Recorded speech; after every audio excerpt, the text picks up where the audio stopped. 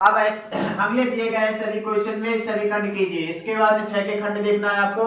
इसमें लिखा गया है कि दो क्रमागत धनात्मक सम संख्याओं के वर्गों का योगफल 244 दिया गया, तो संख्या ज्ञात कीजिए। माना दो क्रमागत धनात्मक सम संख्याओं का 2x और 2x और प्लस 2 दिया गया है। ठीक बेटा। अब इसके बाद में ये आपका दिया गया। अब इसके बाद में आगे देखिए, आगे आपको इनके वर्गों को, अब इसके बाद में 2x का होल स्क्वायर प्लस आपका 2x प्लस 2 का होल स्क्वायर बराबर आपका 244 दिया गया है। ये चीज आपका प्रश्नानुसार दिया गया है। कहां पर? प्रश्न अनुसार। ठीक, ये आपका प्रश्न अनुसार दिया गया है। अब इसके बाद देखो, थोड़ा ध्यान देना। अब इसके बाद में देखो, इसके बाद में होल स्क्वायर था। अब सपोज दैट आपके पास में देखिए, ये आपका a प्लस बी का दिया गया है। ठीक है, a प्लस बी का दिया गया है। आप देखो a प्लस बी का होल स्क्वायर बराबर सूत्र क्या होता है? सूत्र होता है a square plus B square plus 2ab। ठीक, अब इसके बाद देखो यहाँ पर इसका होल स्क्वायर तोड़ो। अब देखो ये आपका दो बार गुणा करोगे 2x गुणे 2x, अब प्लस, अब इसके बाद में a प्लस बी के होल स्क्वायर से तोड़ो तो a स्क्वायर, तो 2x का होल स्क्वायर, अब प्लस b का स्क्वायर तो 2 का स्क्वायर, अब प्लस 2 जिस सूत्र वाला, और इसके बाद में यहाँ पर 2x गुणे 2। ठीक, 2 बराबर 244। अब इसके बाद में यहाँ पर देखो 2 दूनी 4, कितना हो गया? 2 दूनी 4, 4x स्क्वायर। इसको भी इसी प्रकार तोड़ो तो कितना हो जाएगा? 4x स्क्वायर प्लस ये 4 हो जाएगा, और 2 दूनी 4, 4 दूनी 8 हुआ। कितना हुआ? 8x हुआ बराबर 244। अब इसके बाद में आगे देखिए 4x स्क्वायर, ये 4x स्क्वायर, ये हुआ 8x स्क्वायर, प्लस ये 4 प्लस आपका 8x बराबर 244।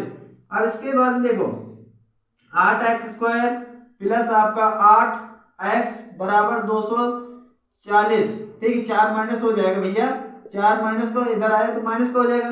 और इसके बाद में कॉमन कितने का? x स्क्वायर प्लस आपका x हुआ। ठीक, बराबर 240 बचा। अब जो गुणांक में लिखा है बटे में जाएगा, तो x स्क्वायर प्लस x बराबर 240 बटे 8, 8 का 24। ठीक है, तो x स्क्वायर प्लस x, अब इधर आए तो माइनस का 30 हुआ बराबर 0 हुआ। अब इसके बाद में यहाँ पर देखो, अब फैक्टर बना लेंगे भाई। देखिए गुणा करने में कितना आना चाहिए? 30 से कम 30, 30 से कम भैया 30 होता है। अब इसके बाद में गुणा करने में 30 आना चाहिए, जोड़ने घटाने में 5 आना चाहिए, तो 30 के फैक्टर बनाओ। जब 30 के फैक्टर बनाया तो देखो 15, 3 से फिर 5 से, ठीक है, 2 3 6 और 5, तो देखो जोड़ने घटाने में 1 आ जाएगा, और गुणा करने में 30 आ जाएगा। 6 पंजे 30, 6 में से 5 चले गए 1। ठीक है, यहाँ पर क्या बचा? x स्क्वायर प्लस आपका 6x माइनस का 5x माइनस 30 बराबर आपका 0। ठीक है, इसमें दोनों में कॉमन ले, तो इसमें कॉमन आया x का, x प्लस 6 हुआ, और इसमें माइनस का 5, तो x प्लस 6 हुआ बराबर 0 हुआ। अब x माइनस 5 और x प्लस 6, भाई ये एक ब्रैकेट में लिख लिए जाएंगे, और जो बाहर वाले उनको एक ब्रैकेट में लिख लेंगे। ठीक है, 0। अब x माइनस 5 बराबर आपका 0 हुआ। ठीक है भैया। अब इसके बाद में x बराबर ये 5 हुआ। ठीक, और x प्लस 6 बराबर 0, तो x प्लस उस साइड गया तो माइनस का 6, तो ये हो गया अग्र, तो ये तो कुछ नहीं, गलत मानो, इसको लेकर चलो मान के। ठीक है, अब यहाँ पर जो संख्या मानी थी, दो क्रमागत संख्या क्या क्या मानी थी? 2x माना था, और इसके बाद में 2x माना था। ठीक है, सम संख्या माना था। तो यहाँ पर देखो 2 गुणे, देखो 2 गुणे 5 रखो, 2 पंचे 10 आ गया। अब इसका 2 गुणे, अब देखो यहाँ पर 5 5, अब गुणे प्लस आपका 2, तो देखो 2 पंचे 10, 10 2 12, तो 10 और 12 संख्याएं होंगी आपकी। शॉर्ट स्केल ले लीजिए भैया। इसके बाद में 6 का खा नंबर दिया गया है। दी गई आकृति में त्रिज्या OBAC का 3.5 सेंटीमीटर त्रिज्या वाले वृत्त जिसका केंद्र O 1/4 है, यदि OD बराबर 2 सेंटीमीटर, तो छायांकित भाग का क्षेत्रफल ज्ञात कीजिए। तो पहली बात तो हम क्या करेंगे, जो त्रिज्या खंड दी गई है भाई, हमारा वृत्त क्या होता है? इस प्रकार का होता है, जो 4 भागों में से एक भाग दे दिया गया, मतलब कि ये वाला भाग निकाल लिया गया, मतलब चाहे ये वाला भाग मान लो कि ये वाला भाग हमने निकाल लिया, इस प्रकार दिया।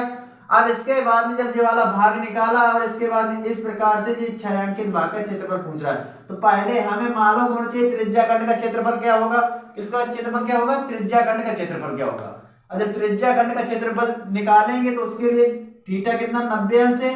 ठीक है, अब देखो यहाँ पर क्या लिखोगे? त्रिज्या खंड का क्षेत्रफल। क्या लिखोगे? त्रिज्या खंड का क्षेत्रफल। त्रिज्या खंड का क्षेत्रफल। अब देखो क्षेत्रफल क्या होता है? क्षेत्रफल क्या होता है? थीटा बटे 360 और पाई आर स्क्वायर होता है। ठीक है, ये आपका त्रिज्या खंड का क्षेत्रफल अच्छी तरह से जानते हो आप लोग। अब इसके बाद में देखो यहाँ पर देखो थीटा की जगह कितना मान दिया गया? 90 अंश दिया गया है। कितना दिया गया है? ये आपका 90 अंश दिया गया है। ये 90 रखा और 360 और देखो पाई की वैल्यू रख दो। पाई की वैल्यू 22/7 होती है और आर की वैल्यू कितनी दी गई? आर बराबर आपका 3.5 सेंटीमीटर दिया गया है। ठीक है, ये आपकी त्रिज्या बन जाएगी। ये आपका 3.5 का होल स्क्वायर हो जाएगा। अब यहाँ से देखो 90 चौको 360, ठीक, और ये 22/7 हुआ। ठीक, 3.5 गुणे 3.5। अब देखो 7 पना 35, 0.5 आया। अंडरस्टैंड? ये दशमलव हटा, ये 0 बढ़ी। ठीक है, अब देखो 1/40 हुआ, अब गुणे 22 हुआ, अब गुणे 5, अब गुणे 3.5 हुआ। 5 एकम 5, 5×2 = 40। ठीक है, अब इसके बाद में और कैंसिल कीजिए। और कैंसिल कैसे हो रहा है? जो 0 हटा है 0 बढ़ी। ठीक है, अब इसके बाद देखो थोड़ा ध्यान देना, 22/80 गुणे 35। अब थोड़ा ध्यान देना इधर पर, 5 से कैंसिल करो, 5 एकम 5, ठीक है, 5 7 35। अब देखो ये आपका कितना हो जाएगा? ये आपका हो जाएगा भैया, देखो 5 से 5 एकम 5, 5 छका 30, ठीक है, 16 बार। इसके बाद देखो अब 22 गुणे 7 बटे आपका 16 और यहाँ पर आपका कितना हो गया? 22 कैंसिल करो, 2 से कैंसिल हो रहा है, 11 गुणे 7 बटे 8 हो जाएगा। ये आपका 77/88 आया। ये क्षेत्रफल आपका त्रिज्या खंड के पूरा क्षेत्रफल आपका 77/88 आया। अब इसके बाद में अगर हम त्रिभुज का निकाल ले क्षेत्रफल, और त्रिभुज का क्षेत्रफल पूरे त्रिज्या खंड में घटा देंगे तो ये वाला आपका क्षेत्रफल छायांकित भाग का क्षेत्रफल निकल आएगा। ठीक है, देखिए त्रिभुज का क्षेत्रफल, त्रिभुज क्या है? BDO से। ठीक, अब त्रिभुज लिया तो देखो त्रिभुज का क्षेत्रफल क्या होता है? का क्षेत्रफल। ठीक, त्रिभुज BDO का क्षेत्रफल। अब देखो जब क्षेत्रफल निकालेंगे तो क्या होता है? 1/2 होता है, आधार गुणे ऊंचाई होती है। ठीक, आधार गुणे ऊंचाई। अब देखो बराबर 1/2 हुआ। आधार कितना है आपका? आधार 3.5 है और ऊंचाई कितनी है? 2 है। 2 से 2 कैंसिल, तो 3.5। अब इसके बाद में लिखो छायांकित भाग का, इसका क्षेत्रफल निकल आया भाई, इतने सेंटीमीटर स्क्वायर हुआ और इसका इतनी सेंटीमीटर स्क्वायर निकला था। ठीक, पूरे त्रिज्या खंड का। अब इसके बाद में अगर हम इसमें से पूरे में से इतना घटा दिए, छायांकित भाग का आपका क्षेत्रफल निकल आएगा। ठीक है, अब देखो छायांकित, देखो यहाँ पर छायांकित भाग का क्षेत्रफल, भाग का क्षेत्रफल देखो आपका ये वाला त्रिज्या खंड के क्षेत्रफल में से, त्रिज्या खंड का क्षेत्रफल 77/88 माइनस 3.5, ये आपका त्रिभुज का क्षेत्रफल घट जाएगा। 77/8 हुआ और 3.5 है तो 10.30, 0 बढ़ी। अब इसके बाद देखो और कैंसिल कर लो, 7 × 35, 5 × 10। ठीक है, अब इसके बाद देखो 77/8 और 7/2, 8 का लासा आया, 8 का लासा आया। अब इसके बाद देखो जब 8 का लासा आया तो 8 एकम 8, तो 77 एकम 77, 8 दूनी देखो 2 का भाग दोगे 4 बार, तो देखो 7 चौको 28। ठीक है, अब यहाँ पर देख लो, यहाँ पर हुआ। अब इसके बाद देखो ये आपका कितना? 77 बराबर 77 माइनस 28 और बटे आपका 8। ठीक है, अब यहाँ पर कितना बचा आपका? 77 में से देखो 77 में से 28 घटा दो, 15, अरे 17, 17 में 8 चले गए 9, और यहाँ पर देखो यहाँ पर कितना बचा? 6 4, ये कितना बचा? 49/8 बचा। ठीक है। अब 8 का भाग दोगे तो 11 दशमलव, देखो भाग दे लेना आप, 8 भागे 49, देखो 8 48, 8 कितना होता है 48 होता है। और इसके बाद एक बचा दशमलव लगा 0, 8 एकम 8, और इसके बाद 2 बचा, 8 दूनी 16, देखो ये आपका 8 दूनी 16, ये बचेगा 4, 8 पंच 40, तो आपका आ जाएगा 6.125 सेंटीमीटर स्क्वायर, इतना आपका आंसर आएगा। शॉर्ट स्क्रीन ले लीजिए और आगे देखिए। अब इसके बाद में निम्नलिखित बारंबारता बांटन सारणी माध्यम ज्ञात कीजिए, माध्यिका ज्ञात कीजिए। माध्यिका ज्ञात करने के लिए आपको CF निकालना पड़ेगा, ठीक है। माध्यिका ज्ञात करना है तो CF, ठीक। तो CF में देखना, थोड़ा ध्यान देना अच्छी तरह से, देखो CF क्या होता है, संचय बारंबारता होती है भैया, ठीक है। अब थोड़ा ध्यान देना, संचय बारंबारता निकालने 6 का ज्यों का त्यों लिखेंगे, ठीक है। अब इसके बाद देखो 6 का ज्यों का त्यों लिखा, और यहाँ पर देखो 6 5 15, ठीक, 15 और 12 कितने हो गए 27 हो गए, और 27 और 8 कितने हो गए 35 हो गए, अब 35 और 15 कितने हो गए 50 हो गए।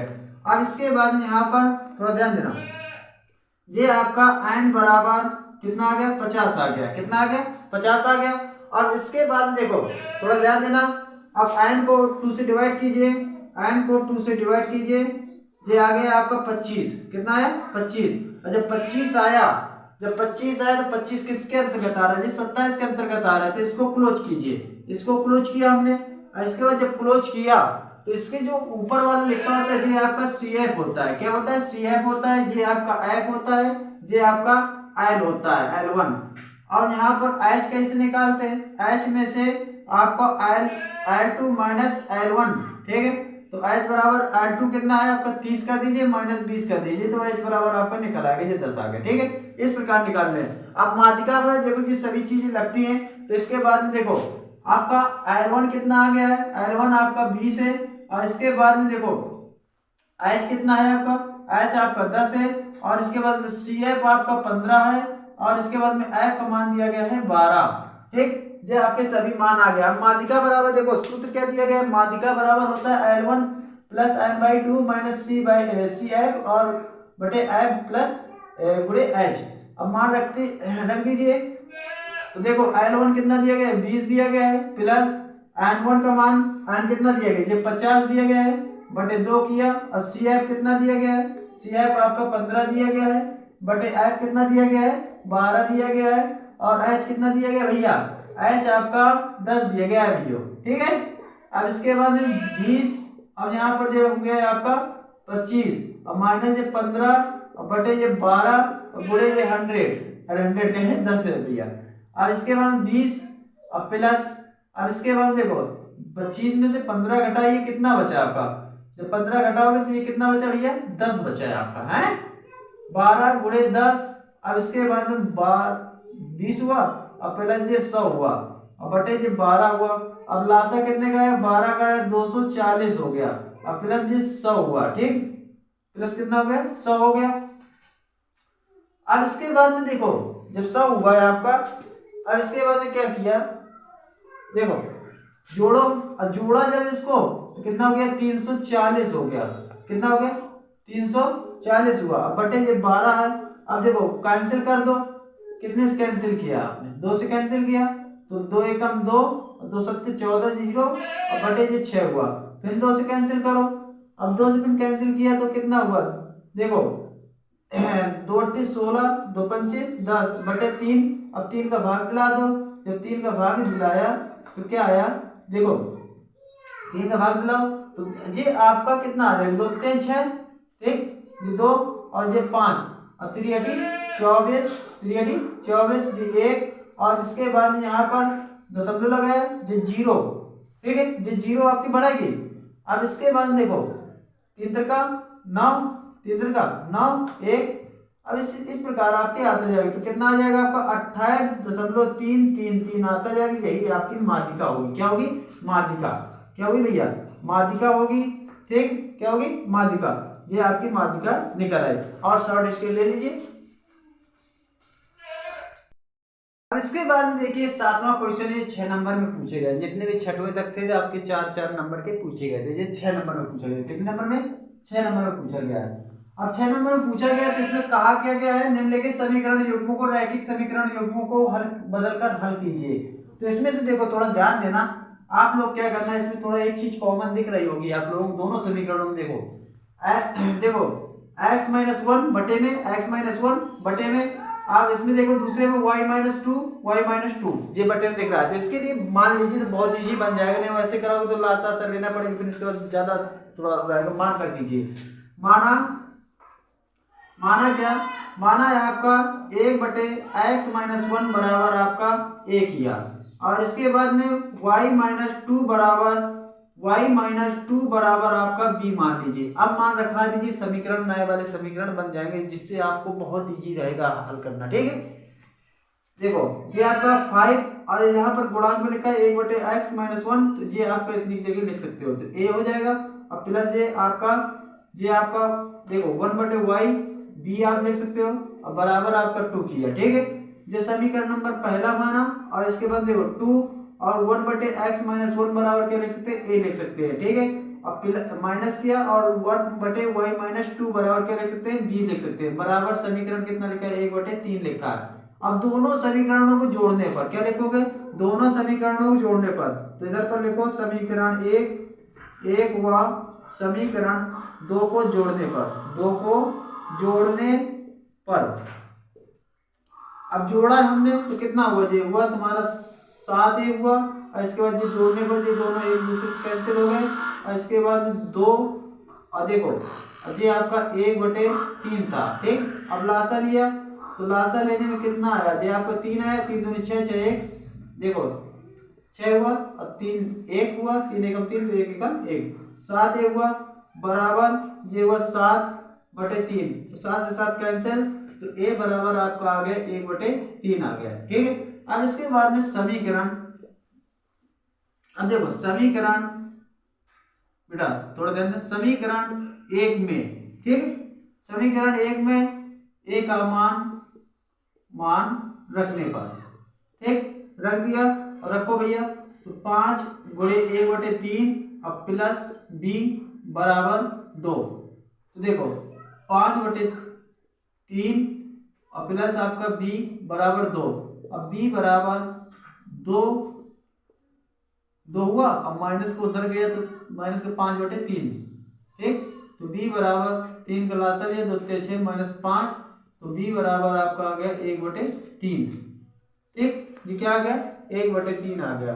अब इसके बाद में देखिए थोड़ा और ध्यान दीजिए, अब मान जहां पर आपने माना था वहां पर आपको रखना भी है। ठीक है, रखिए भैया मान। अब जब रखा तो देखो जहां पर माना था 1 बटे x माइनस वन, तो a बराबर कितना माना था, 1 बटे 3 माना था। अब कैंची गुणा करा लो, जब कैंची गुणा कराया तो x माइनस वन बराबर आपका 3 आ जाएगा, तो x बराबर तो 3 प्लस 1 आया, तो x बराबर कितना आ गया, 4 आ गया। कितना आ गया, 4 आ गया। x का मान कितना है भैया, 4 आया। अब इसके बाद में देखो यहाँ पर रखाओ, तो 1 बटे वाई माइनस 2 बराबर 1 बटे 3, इसका भी कैंची गुणा कराया, तो y बराबर y माइनस टू बराबर 3। ठीक है, अब इसके बाद में देखो यहाँ पर थोड़ा ध्यान देना, y बराबर 3 प्लस 2, तो y बराबर आपका कितना आ गया, 5 आ गया। इस प्रकार क्वेश्चन हल करोगे। इस प्रकार के अगर क्वेश्चन आएंगे पक्का है कि 100% 2023 में रखे जाएंगे इस प्रकार के क्वेश्चन। ठीक है, एक ना एक क्वेश्चन रखा जाता है इससे लॉन्ग में। ठीक है, और इस प्रकार से आपको लगाना है, मानकर ही लगाना है। ठीक है, और आपके बहुत इजी तरीके से आपके सॉल्व हो जाएगी। ठीक, सॉल्व स्क्रीन ले लीजिए। अब देखिए अगला अथवा वाला है, 7 का खंड का अथवा का इसमें लिखा है एक नाव की शान जल में चाल 4 किलोमीटर प्रति घंटा है और धारा की दिशा में 12 किलोमीटर जाने तथा धारा के विपरीत दिशा में 12 किलोमीटर लौटने में 8 घंटे समय लगता है। टोटल समय कितना है, 8 घंटे है। ठीक है, तो हमें पहले जाने का समय निकाल लेना है, फिर आने का समय निकाल लेना है। दोनों को समय निकाल देंगे, बराबर 8 के कर देंगे। ठीक है, तो सबसे पहले इसमें से धारा की चाल भी मानना पड़ेगा। तो माना धारा की चाल, इधर लिखना, माना धारा की चाल, धारा की अगर चाल पानी अगर प्रवाहित हो रहा हो तो वह x किलोमीटर प्रति घंटा की रफ्तार से बह रहा हो, x किलोमीटर प्रति घंटा की रफ्तार से भी मालूम नहीं तो x किलोमीटर प्रति घंटा मान लिया कि इतनी रफ्तार से आपका पानी बह रहा है। ठीक है, अब इसके बाद में थोड़ा ध्यान देना, अब जल के दिशा में जा रहा है, जल के दिशा में। ठीक, अब देखो धारा की दिशा में चाल, धारा की दिशा में चाल। अब देखो धारा की दिशा में जाएगा तो देखो थोड़ा ध्यान देना, और जब धारा की दिशा में जाएगा तो शांत जल की चाल कितनी है, 4 है। अब इसमें देखिए जा रहा है तो चाल जल की भी चाल देखो जो शांत है, अब धारा की दिशा में जा रहा है तो देखो तो प्लस का x हो जाएगा। ठीक, जो चाल बनी धारा की दिशा में जाने के लिए। अब इसके बाद में धारा के विपरीत दिशा में आने के लिए, धारा के विपरीत में चाल। अब देखो धारा की दिशा में जो चाल हुई, अब विपरीत में देखो जो आपका जल है और जो जल ऐसे प्रवाहित हो रहा है, जब वापसी आएंगे तो थोड़ी कठिनाई का सामना करना पड़ेगा, तो चाल अपनी धीमी हो जाएगी। कितनी हो जाएगी, धीमी हो जाएगी। तो धीमी होगी तो कितनी होगी, जितनी धारा की चाल मानी वही आपकी धीमी हो जाएगी, ये आपकी धीमी होगी। ठीक है, जो आपका किलोमीटर प्रति घंटा और जो आपका किलोमीटर प्रति घंटा। अब इसके बाद में अब थोड़ा ध्यान देना, अगर हम पूरे देखो आपको एक स्थान था, पहले बात समझना बहुत अच्छे से ध्यान देना, पहले डायग्राम बनाते हैं समझाने के लिए आपके। देखो थोड़ा ध्यान देना, ये आपका एक स्थान था और ये स्थान है। अब यहाँ से यहाँ तक जाना है आपको, यहाँ से यहाँ तक जाना है, ए से बी तक जाना है। ए से कहाँ तक जाना है, बी तक जाना है। तो ये 12 किलोमीटर पड़ रहा है, लौटना भी है 12 किलोमीटर। और समय आपको लगता है कितना, समय आपका लगता है 8 घंटा लौटने और जाने में। तो दोनों तरफ का आने और जाने का समय अगर निकाल लिया जाए तो देखो इधर पर देखो, इधर पर जाने में लगा समय, ठीक, धारा की दिशा में जाने में लगा समय, धारा की दिशा में धारा की दिशा में जाने में लगा समय, जाने में लगा समय। देखो लगा समय, समय बराबर क्या होता है, देखो चाल बराबर आपका होता है दूरी बटे समय होता है। क्या होता है, दूरी बटे समय। तो समय बराबर क्या है, दूरी बटे चाल हो जाएगी। कितनी हो जाएगी, दूरी बटे चाल हो जाएगी। कितनी हो जाएगी, दूरी बटे चाल हो जाएगी। अब इसके बाद देखो थोड़ा ध्यान देना, अच्छी तरह ध्यान देना। अब दूरी बटे चाल, तो दूरी कितनी है, 12 किलोमीटर है। चाल कितनी जाने की चाल है आपकी 4 + x। ये निकला समय आपका धारा की दिशा में। अब देखिए धारा के विपरीत दिशा में क्या लिखोगे, धारा के विपरीत दिशा में लौटने में लगा समय, धारा के विपरीत या लौटने में लगा समय, धारा मतलब कि लौटने में लगा समय, लौटने में लगा समय। ठीक, अब लगा समय लौटने का, तो देखो समय लगा समय आपका देखो दूरी बटे चाल। तो दूरी आपकी कितनी है, दूरी आपकी कितनी है, दूरी आपकी 12 है, जितना जाने में जितना आने में। और इसके बाद में 4 - x हो जाएगा। अब इसके बाद में ये टोटल आने और जाने का समय हो गया। तो आने जाने का समय पूरा कितना दिया गया है, जो आपको दिख रहा होगा, यहाँ पर दिख रहा है 8 घंटे लगते हैं। तो इसको दोनों का समय जोड़ दिया जाए, इक्वल कर दिया जाए 12। तो आपकी जो चाल माना था, धारा की चाल माना था, तो वही आपकी चाल निकल आएगी। ठीक है, तो हमने क्या किया, 12 और 4 + x, ठीक, और प्लस 12 और 4 - x बराबर आपका कर दिया कितना, 8 घंटा। कितना, 8 घंटा समय लगा। ठीक, ये भी घंटे में समय निकला था, किसमें, घंटे में ही समय निकला था। ठीक, अब इसके बाद देखो इसमें एलसीएम कितने का है, एलसीएम देखो यहाँ पर आपका एलसीएम आएगा 4 + x और ये आपका 4 - x का। अब देखो यहाँ पर 12 का कॉमन ले लो, 12 कॉमन लिया, 4 - x, अब कैसे गुणा करा रहे हैं, ठीक, 4 + x बराबर ये 8। ठीक है, और ये 4 x कैंसिल हो गया, तो 12 × 8 हुआ, 4 × 4 = 8 हो जाएगा। और यहाँ पर 4 + x और यहाँ पर 4 - x और बराबर ये 8 से 8 ये कैंसिल हो गया। ठीक है, आपके समझ में आ रहा होगा। ठीक, बराबर लगा के एक कर देना, 8 से 8 कैंसिल। अब देखो थोड़ा और 12, अब यहाँ पर देखो 4 का स्क्वायर हो जाएगा और माइनस एक्स का स्क्वायर हो जाएगा, कैंची गुणा कर दिया। अब इसके बाद 12 जो 4 चौको 16 हुआ माइनस एक्स स्क्वायर हुआ, ठीक। अब इसके बाद में देखो थोड़ा ध्यान देना, अब ये एक्स स्क्वायर को इधर ले आओ, 12 को उधर भेज दो, तो 16 में से 12 घटाओ तो ये हो गया एक्स स्क्वायर बराबर, ये आपका एक्स स्क्वायर बराबर ये बचा है आपका 4 बचा, तो एक्स बराबर प्लस माइनस का 2 आ गया। कितना आ गया? प्लस माइनस का 2 आ गया। अब इसके बाद में चाल, हमारी जो धारा की चाल थी 2 किलोमीटर प्रति घंटा थी, कितनी निकली? धारा की चाल, ठीक, धारा की चाल, धारा की चाल 2 किलोमीटर प्रति घंटा, ठीक। ये आपको नोट कर लीजिए, शॉर्ट इसको मान लीजिए। इसके बाद में आपका दिया गया है क्वेश्चन 7 का खंड 7 के खा में दिया गया है, भूमि पर स्थित बिंदु x से ऊर्ध्वाधर स्थित मीनार पी क्यू के शीर्ष क्यू का वर्णन कोण 60 अंश है, ठीक। ये आपकी कहीं पर मीनार बनी होगी इस प्रकार से, ठीक है, ये आपकी मीनार बनी होगी, ये मीनार बनी है और इसका नाम आपका ये आपका Q और ये P है। अब इसके बाद में कह रहा है x बिंदु पर, यहाँ पर कहीं x बिंदु स्थित होगा, यहाँ से आपका कितने बन रहा है? 60 का बन रहा है। कितने भैया बन रहा है? 60 का बन रहा है। कितने बन रहा है? 60 का। अब इसके बाद में, ठीक, कितना बन रहा है? 60 का। अब इसके बाद में कहा गया ये कि x से 40 मीटर ऊंचाई पर स्थित y बिंदु से, देखो यहां से 40 मीटर ऊंचाई है और यहां से आपका कितना बन रहा है? यहां से आपका ये आपका Q पर उन्नयन कोण 45 अंश का बन रहा है, यहां से आपका 45 अंश का, कितने का? 45 अंश का, ठीक है। ये आपका कोई ये इस प्रकार से थोड़ा रुकना, ये आपका जो y है और ये 40 मीटर है और इस प्रकार से ये 45 का बना। अब इसके बाद में ये 45 का बना, तो मतलब है कि ये आपका इस प्रकार से ये 45 का बना होगा, ठीक है, ये 40 मीटर।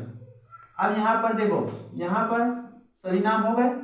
अब देखो थोड़ा ध्यान देना अच्छी तरह से, ये जितनी दूरी होगी जहाँ पर बिंदु मान लो O है, ठीक, क्या मान लिया? O बिंदु है।